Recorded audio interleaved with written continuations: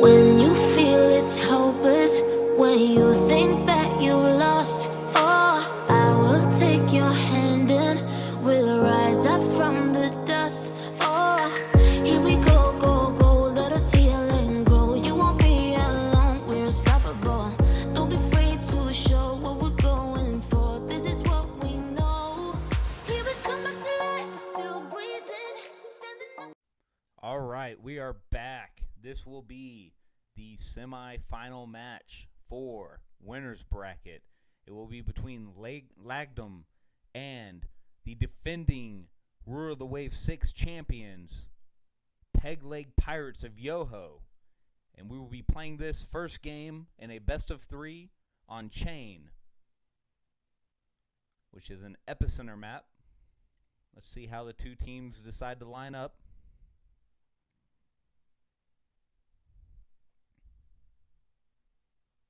We do have a game crash, so give us one moment as we get that player loaded in.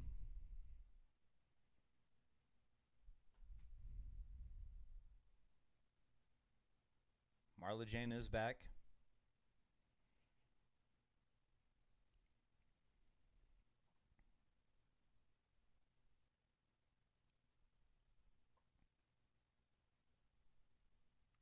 Interesting choices so far. If it is as it appears, it looks like Lagdom might be attempting a 3-3-1 with only one DD for an epicenter match.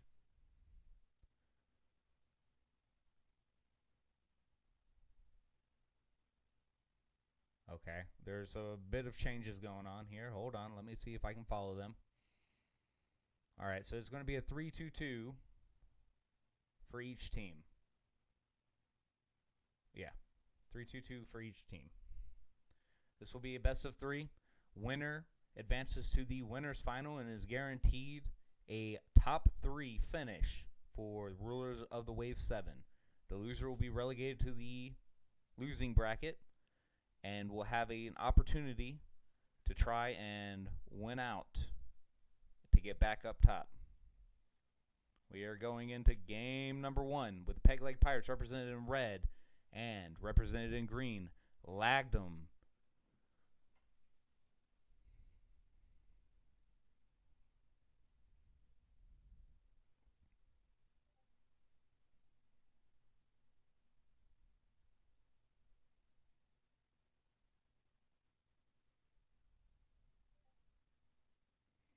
All right, as we get set, we are on board with, how do I pronounce this? Soldado, pushing in for the side of Lagdom. DD should be attacking into the center, and their prospective goal is to try and hide behind that rock and hold on while the battleships sit in the outer cap to inner cap, launching shells in support of their teams. It does appear as though Whirligig is swinging a little wide here, and Husky and his Fletcher a little hesitant, sitting near this rock. Peg Leg Pirates of Yoho have picked up the inner ring, the second ring, not the center cap.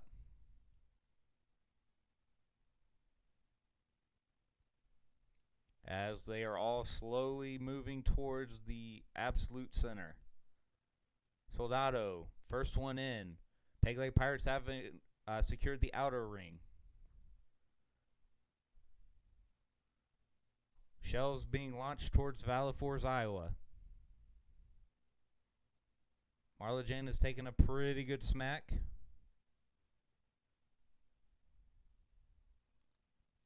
As health is being traded down.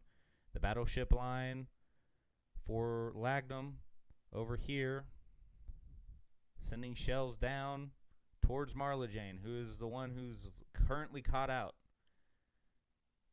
As 1080 positions a little bit forward to try and help out his shipmate.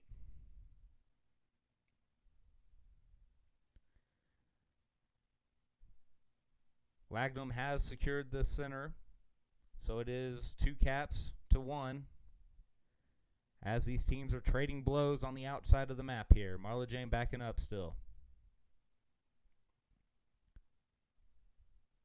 Husky taking some fire here, as Whirligig on the other side is starting to position himself.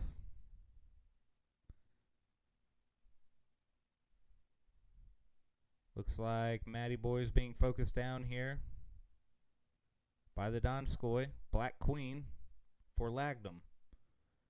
And the outer ring is being contested as shells are still being traded out. The Missouri for the side of Lagdom is super low. The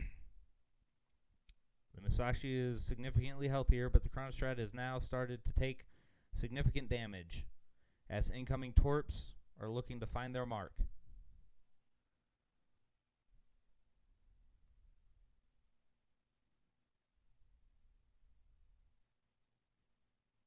As we are on board with Husky,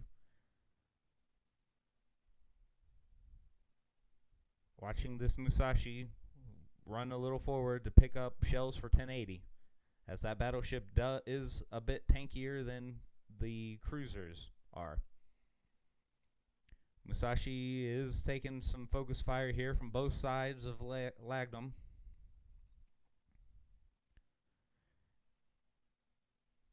Whirligig trying to get down some of the health here of the Z46 Chevo, as the Donskoy Tar has hit a couple shells.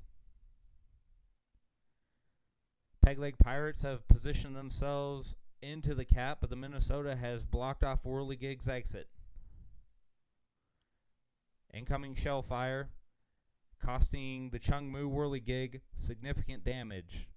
Ron Swanson charging forward as the Chungmu is trying to back out. That run-in probably cost him at least the use of his guns and his torpedoes for his team, as he is now severely low. Possibly cost him his life here. And he does go down. Black Queen picks up that kill on Whirligig. Ron Swanson trades across, picks up the Musashi. Ron Swanson is now the solo guy in the middle, and he is the biggest target. I expect there to be some heavy fire there. The Musashi for the side of Pegleg Pirates has pushed out, as it is very, very low. And the Fletcher Husky smoking up for 1080, as incoming shells barely ricochet off his deck. Excuse me. Donskoy taking some fire from the Minnesota. Does not do significant damage. And with 138, Lagdom starting to pick up the center cap again as shells are being focused down onto the Minnesota. Incoming torps here. None of them land. They fall short. Shells raining down onto Chevo. And the Minnesota is still the focus target here. Pegleg Pirates still hold a significant lead. 491 to 349. 1080 picks up Chevo. It is now 6-5 ship count. And the Missouri possibly going down here. Marla Jane still very low. Does end up going down. Valivore picking up that kill. Both teams have started to ball up here. And this Missouri should be the next one to go down. Does buy a little more time. And that right there, 1080 picks up that kill.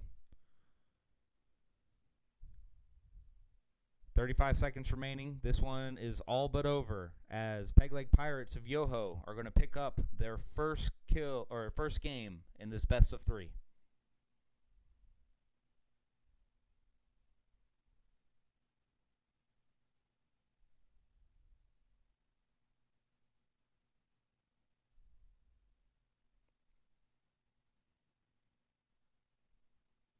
Down goes the Donskoy for the side of Lagdom.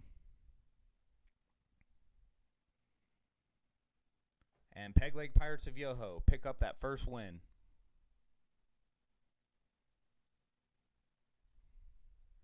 1080, MVP for game number 1.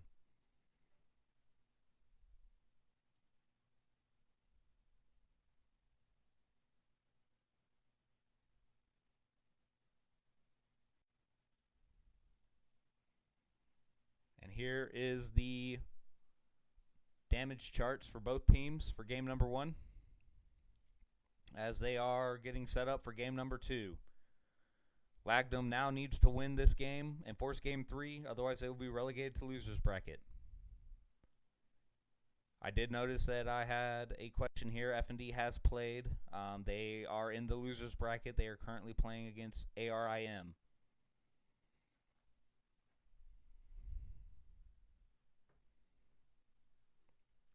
Looks like we are going with another 3-2-2 comp for both teams as we switch over to Haven, domination style matchup.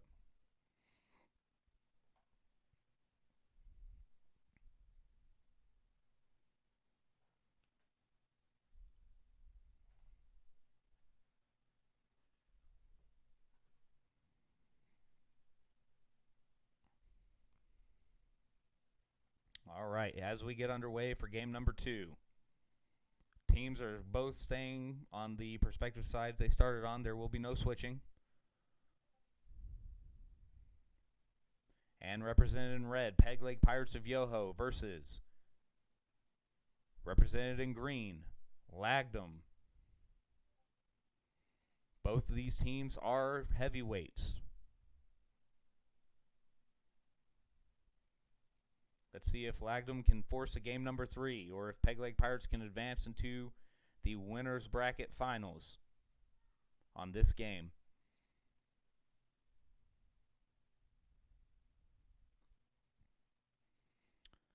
All right.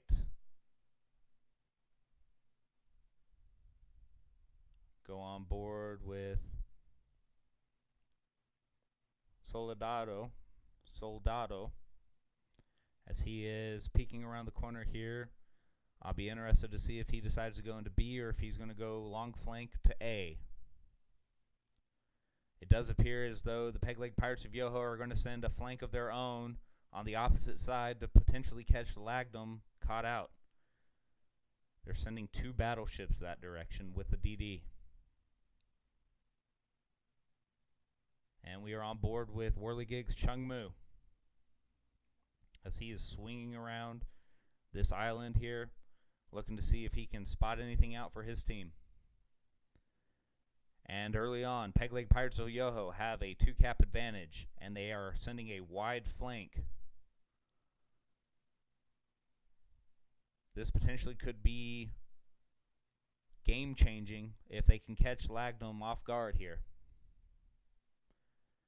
And the Chungmu is spot out against the Z46. But the battleship support is coming in. It's coming in heavy. A lot of those shells didn't land. But Chevo's Z46 is the focus here. In a one-on-one matchup, Z46 wins this 9 out of 10 times. But because of the support of the battleships, he is able to force a stalemate. Now, the one thing that this does do is this informs Lagdom that they are being flanked, and they will have ample time to respond to it.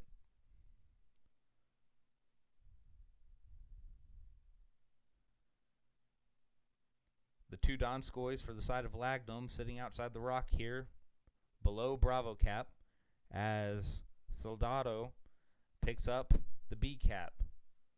It is now going to be a 3-1 cap advantage in favor of Lagdom.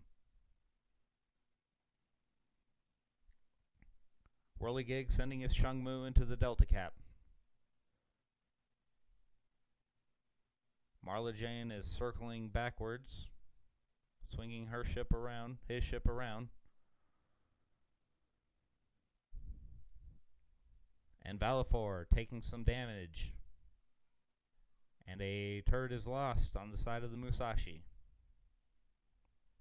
Whirligig is picking up that Delta cap, so we'll be 2-2 in cap advantage, as he is shaking on Chevo. He is forced to smoke because of the supporting fire from the battleships. Whirligig is taken very, very low, as we are on board with him. He is sitting in his smoke. This is very dangerous for this Chungmu.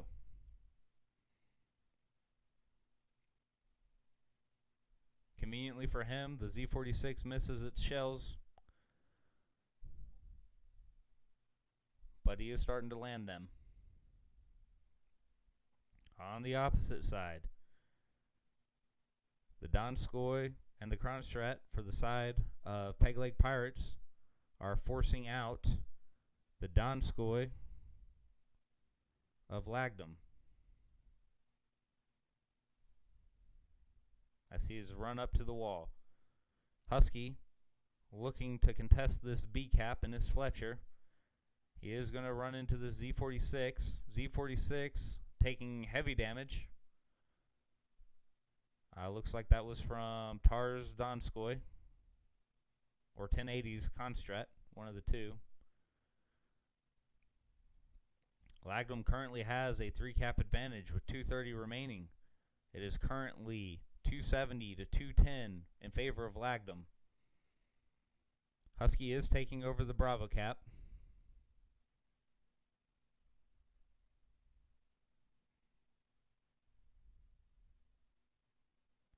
And Valifor has taken heavy damage. I'm not sure who got that shot off. The Musashi Triple G taken very low.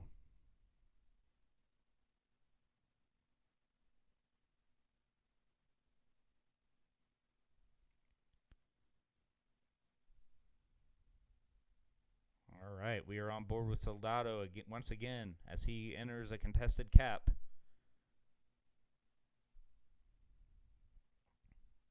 Ron Swanson taken very, very low. He might go down here.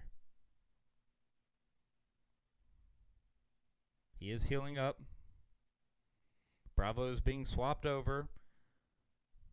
And Tar picks down Soldado. Whirligig picks up Delta Cap. Bravo Cap returning to side of Peg Leg Pirates with 1:14 remaining. Marla Jane picks up Triple G. It is a 5 versus 7 in favor of Peg Leg Pirates. 3 caps to 1 cap. 1 minute remaining. It is 4:52 to 3:54. Ron Swanson goes down here. No, he survives because of missed shot. And Peg Leg Pirates of Yoho are pushing in on their prey. Iowa takes a heavy smack as Valifor is trying to position himself out of the cap. And he goes down. Marla Jane picking up that kill. It is now 6-4 because Matty Boy goes down. This game is all but over as Peg Leg Pirates of Yoho will advance to the winner's bracket off this win, sending Lagdom to the relegation bracket. Lagdom still have a chance. They just have to win out from here.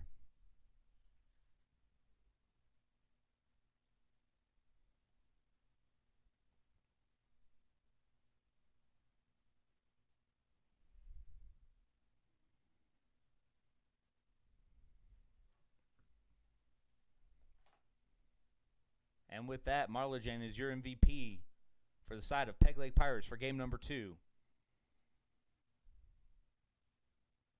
Here are the damage charts for